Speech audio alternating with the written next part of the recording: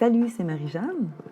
J'ai envie de te raconter une petite histoire. C'est l'histoire d'un de mes amis qui restait près de chez moi quand j'habitais à Sherbrooke. Dans notre rue, en fait, il y avait une grosse côte. Une côte tu sais, assez comme à pic. Puis je l'observais monter la côte, puis je voyais que, tu sais, ben, il montait tranquillement, il montait pas vite. Pour moi, cette côte-là, elle se montait quand même, elle était quelque chose, mais elle se montait quand même assez facilement. Mais je le voyais, lui, dans le fond, ce qu'il faisait, souvent, il contournait la côte. Donc, il marchait plus longtemps pour pas avoir besoin de monter cette côte-là. Je me souviens, ça le mettait mal. Il se sentait mal, il se sentait mal à l'aise. Puis à un moment donné, je lui ai demandé, je dis, qu'est-ce qui fait que tu prends le détour?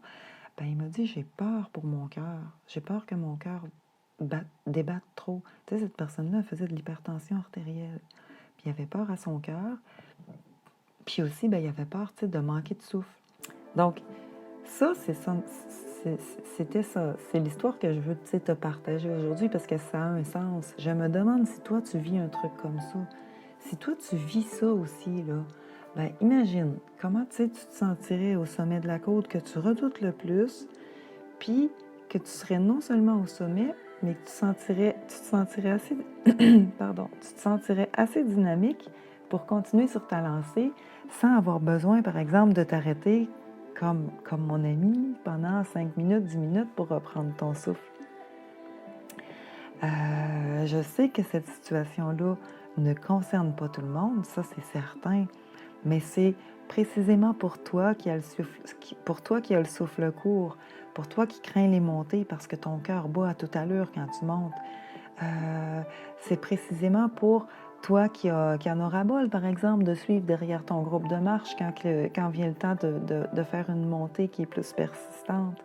C'est aussi pour toi, l'athlétique, tu sais, toi qui aimes, par exemple, le sportif, tu sais, tu fais de la rando, tu es habitué, tu es relativement en forme, mais toi, tu aimes dépasser tes limites, tu sais, tu aimes optimiser tes performances. Mais ça, c'est pour toi aussi, parce que tu vas voir à quel point ça peut être aidant dans ta pratique de la marche, de la rando, si tu veux.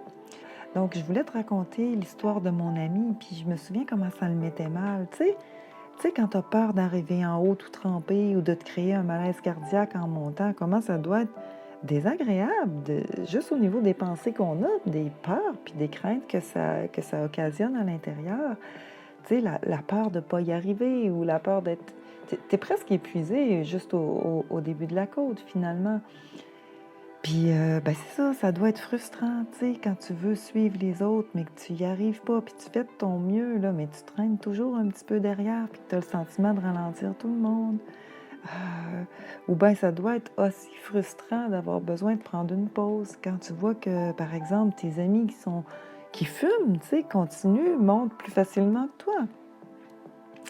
Donc, si toi, tu vis ça, si ça te concerne, si ça te parle, si ça te touche, je pense, logiquement, il y a deux options.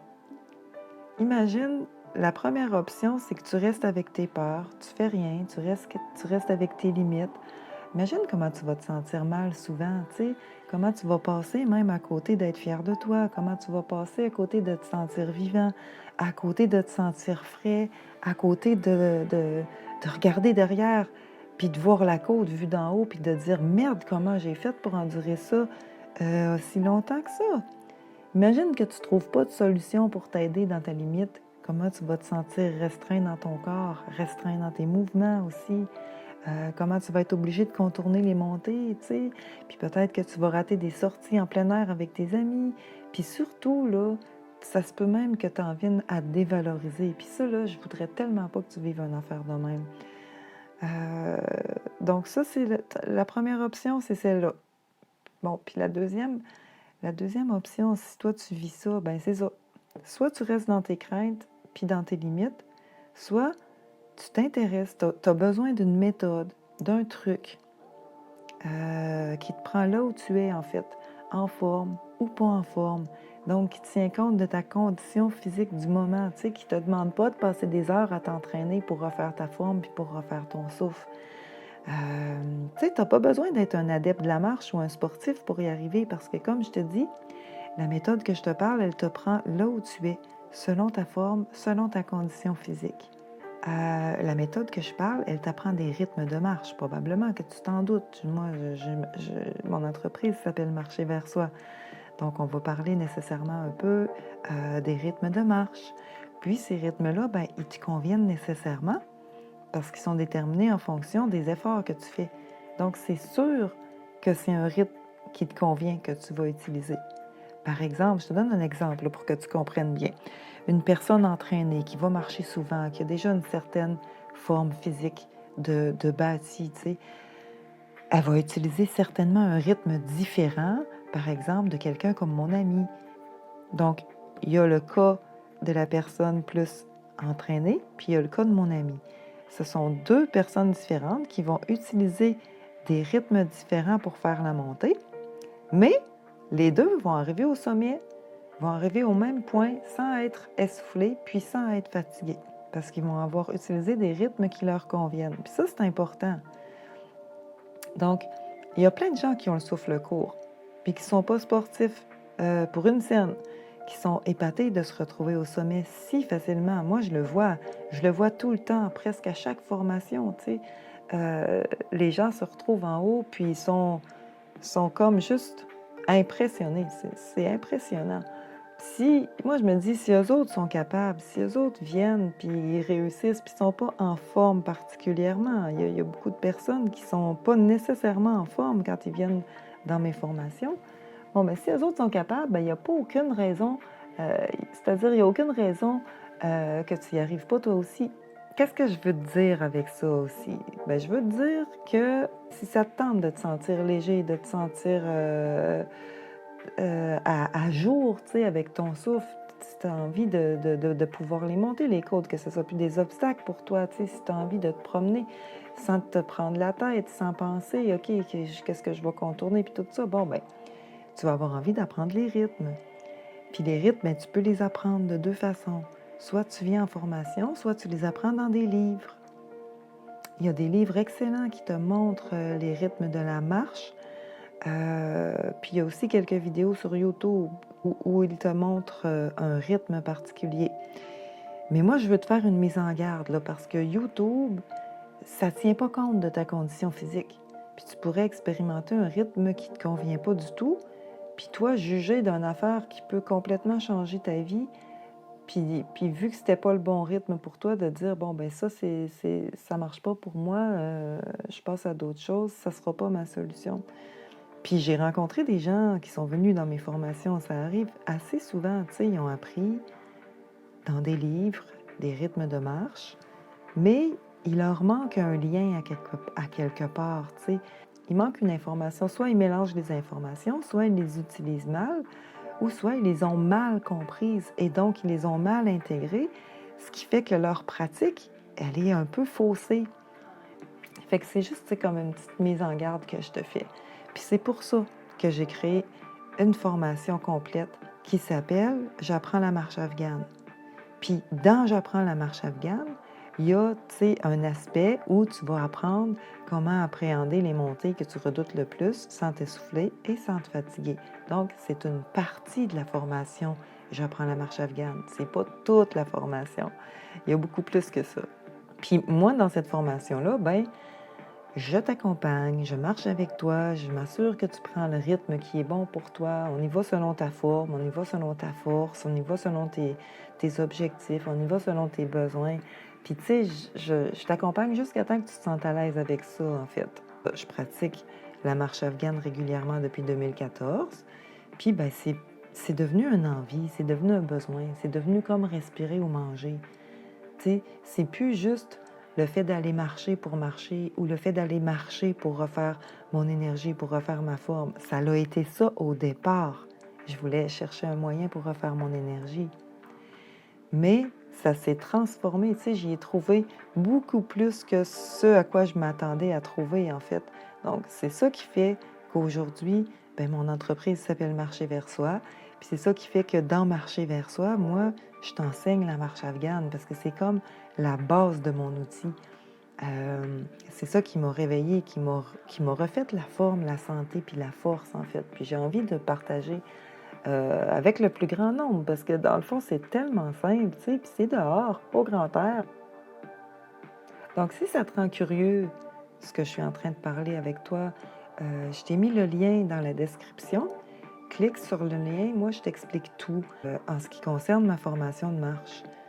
Parce que comme je te disais tantôt, la marche afghane, c'est beaucoup plus que juste apprendre à monter des côtes sans te fatiguer. Vas-y voir, il y a une vidéo qui t'explique c'est quoi la formation. Donc tu vas trouver tout ce que tu as besoin. Puis, ben, les résultats sont étonnants. Tu sais, quand tu viens en formation, dans la première journée, tu vas te surprendre à monter plus facilement sans t'essouffler. Donc, tu n'as pas besoin de penser à prendre des heures et des heures d'entraînement. Tu sais, puis à terme, tu vas refaire ton souffle, tu vas refaire ton amplitude pulmonaire, ta capacité cardiaque, ta force, ta forme. Tu vas apprendre à être plus présent dans ton corps. C'est obligé parce que tu dois synchroniser ta respiration sur tes pas. Donc, tu es obligé d'être présent à ton souffle, puis tu es obligé d'être présent à tes pas. C'est la base de la marche afghane. Donc, ça développe une faculté de présence, une faculté d'attention qui peut t'amener vraiment loin. Ça dépend si tu aimes ça ou si tu n'aimes pas ça. Mais une affaire qui est sûre, c'est que tu refais ton souffle, tu refais ta forme, tu refais ta force. La seule chose que tu as besoin, oui, le seul truc que tu as besoin, c'est d'une régularité dans ta pratique. Puis tu sais, même si tu pratiques juste 15 minutes par jour, sois régulier dans ton 15 minutes par jour. Aussi, toi, ce que tu peux faire, c'est de marcher 30 minutes aux 2 jours. Bien, sois régulier dans ton 30 minutes aux 2 jours. Et puis, il y a un beau monde qui va s'ouvrir en face de toi.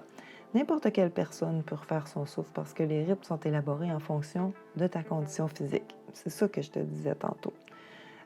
Donc, je te le redis, va voir la vidéo, clique le lien dans la description.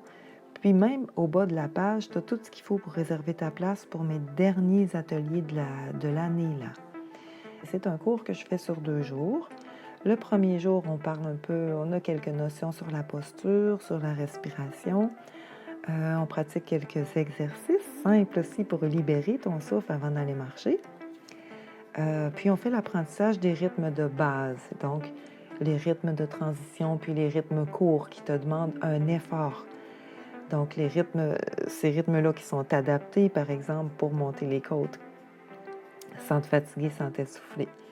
On voit aussi le lien entre la cohérence cardiaque puis la marche afghane, parce qu'il y a des rythmes de marche qui induisent un état de cohérence cardiaque, donc qui régulent tes battements cardiaques.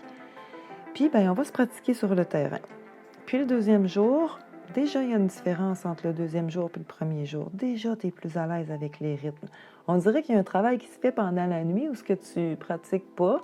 Le lendemain, tu viens, on est le deuxième jour, puis on dirait que tu as déjà acquis quelque chose pendant la nuit. C'est vraiment plaisant à observer. Donc là, le deuxième jour, on fait l'apprentissage des rythmes longs. Donc, quand tu marches plus longtemps, par exemple sur des chemins de rando, sur des chemins de pèlerinage, quand tu as quelques kilomètres à marcher, c'est que là, tu as les rythmes t'as les rythmes qui sont faits pour les terrains plats, les terrains faux plats, puis tu as les rythmes qui sont élaborés pour les montées. Donc, tu as appris une multitude de rythmes déjà au deuxième jour. Puis, on voit aussi un exercice d'amplification pulmonaire hyper puissant créé par Edward Stigler. Donc, on apprend ça, on va le faire ensemble, on va le vivre ensemble. Quelques notions aussi que je veux te donner sur la marche afghane et la méditation active. Puis, on fait un retour sur les rythmes, on répond aux questions, puis on va se pratiquer sur le terrain. Le deuxième jour, on se pratique plus sur le terrain. Quand je vois que tu as compris la mécanique des rythmes, que tu as saisi puis que tu te sens confortable avec ça, eh bien, le cours, il est terminé. Il reste juste à pratiquer d'une façon régulière, puis à être curieux, puis à aller explorer les rythmes de marche que tu as appris. Comme je te disais tantôt, dans la première journée de la formation, tu vas te surprendre à monter plus facilement sans t'essouffler, monter les côtes. Tu vas t'étonner toi-même. Puis, ben, tu vas apprendre à refaire ton souffle, ton amplitude pulmonaire, ta capacité cardiaque, ta force, ta forme. Tu vas développer ta présence, ton attention. Tout ça en synchronisant ton souffle sur tes pas. la seule chose que ça te demande, puis je le sais que je me répète, ben c'est une régularité dans ta pratique. Je ne le dirai jamais assez, c'est tellement ça la clé. Ben, il y en a plein d'autres petites, là, mais je ne vais pas tout te dire aujourd'hui. Mais quand même, la base, la régularité dans ta pratique. Même si ton temps de pratique est petit, fais-le régulier. Donc, c'est ça. Les inscriptions sont lancées pour la dernière formation de l'année. Je la donne à Rimouski. Je la donne à Rimouski, c'est le 24-25 août. Je la donne à Québec aussi. Puis, je la donne à Sherbrooke au mois de septembre. Autrement, ben, il faudra attendre le printemps 2020. Maintenant, ben toi, c'est ça. Si toi, tu avais peur de manquer de souffle, puis tu avais peur d'être épuisé quand c'est le temps de fournir un effort, tu sais, moi, je parle de monter une côte, mais c'est beaucoup de fournir un effort quand tu marches, ben tu peux te dire que c'est fini, là, maintenant, là. Imagine que tu montes avec entrain, tu montes avec enthousiasme, parce que tu sais que rendu en haut, ben c'est pas le bout du monde, parce que tu l'as vécu, puis tu sais que rendu en haut, la vie continue, puis tu sais que rendu en haut, ton cœur et il est correct, tu sais, il se régule dans les rythmes que tu vas apprendre. Tu sais, imagine que c'est toi qui attends ta soeur, ta mère ou ton ami, que c'est toi qui découvres les merveilles puis les horizons en premier quand tu vas marcher en groupe, ou alors que tu as gagné suffisamment d'espace dans ton souffle, que les pauses que tu avais besoin de prendre avant, bien maintenant, c'est plus une occasion d'apprécier les autres, de discuter avec les autres ou bien de méditer sur un beau paysage ou sur une inspiration que tu as eue, plutôt que de faire des pauses, tu sais, pour récupérer ton souffle pendant 5 minutes, 10 minutes. Donc, tu vas pas juste, il faut que je te précise ça, tu vas pas juste apprendre à monter les côtes sans te fatiguer puis sans t'essouffler. Donc, comme je te disais, je le répète, je fais exprès, tu vas refaire ta capacité cardiaque, tu vas refaire ta capacité respiratoire. Tu sais, puis ça va te permettre de marcher en confiance, ça va te permettre de marcher en sécurité, ça va te faire voir un autre visage de la marche. Ça va te permettre d'avoir plus d'aisance dans ton souffle, plus d'aisance dans ton corps nécessairement, puis aussi dans ta vie. Ça a un impact dans ton environnement. Quand tu as de l'espace à l'intérieur de toi, quand tu n'es pas tout comprimé, ta relation au monde, elle est différente. Tu vas découvrir tout ça, tu vas le... Tu sais, ce ne sera pas quelqu'un qui te le dit, c'est toi qui vas en faire l'expérience. Puis à ce moment-là, c'est juste à ce moment-là que ça devient vrai, en fait. Puis, ben, marcher, ben, ça va devenir un plaisir tranquille, quelque chose de stimulant. Tu vas vivre le plaisir de te sentir léger, tu vas vivre le plaisir de te sentir en forme, en force, en énergie, puis tu vas aimer ça. Profite que je sois là pour venir aux formations. C'est vraiment un plus. Puis tu n'as rien à faire, tu as juste à réserver ta place puis à te pointer au rendez-vous. Moi, je m'occupe du reste, je vais m'occuper de toi. Puis en plus, ben, tu vas gagner tellement en temps, tu vas gagner tellement en énergie, en forme, en force, en capital santé, ça n'a pas de prix, ça. Tu vas économiser plein de dollars parce que tu vas avoir pris en main ton corps, tu vas avoir pris en main ton souffle, tu vas avoir pris en main ton cœur, tu vas avoir pris en main ta vie finalement. Donc, je t'invite à profiter de ces dernières formations-là de l'année dans la ville la plus près de chez toi, qui est soit Rimouski, soit Québec, soit Sherbrooke. Puis en plus, ben, c'est l'automne qui s'en vient. C'est un peu plate à dire pour moi parce que j'aime beaucoup l'été, mais l'automne, c'est le meilleur moment pour aller marcher. Puis ça sent bon. Donc, c'est ça. Clique le lien dans la description. Moi, je t'attends de l'autre côté en vidéo où ce que je t'explique vraiment plus en détail tout ce qui concerne la formation de marche. À très bientôt. Merci. Bye bye.